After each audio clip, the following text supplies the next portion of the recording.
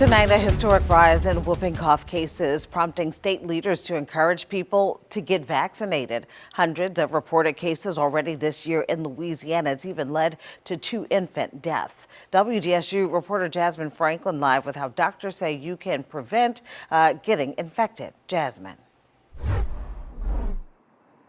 Well, Gina, tonight 2 confirmed deaths linked to the infection here in our state. And that's why tonight parents tell me they're using even more caution with their children.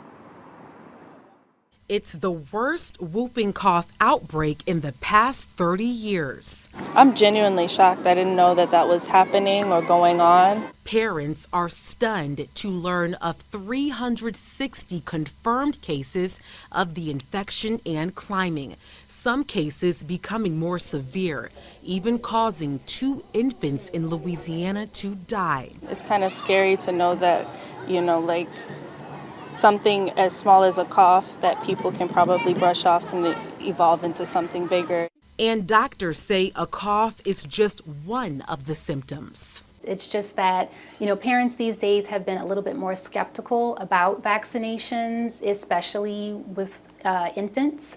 Pediatrician Veronica Lewis tells me infants are most vulnerable to getting infected, and it's important for parents to not ignore the signs.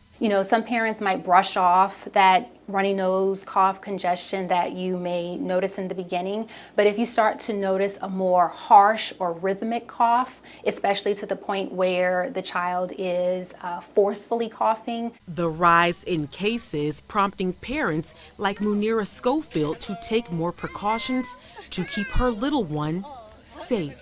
Hello.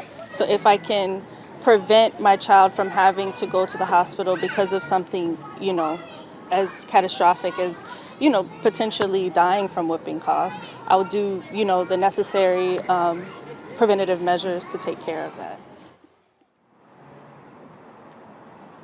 And tonight, Senator Bill Cassidy sharing his concerns over the historic outbreak. He says in a statement that he released in part, no child in Louisiana should die from a vaccine-preventable disease. Please protect your children with a vaccine. We'll continue to bring you new updates as this continues to develop. But for now, reporting live tonight in New Orleans, I'm Jasmine Franklin, WDSU News.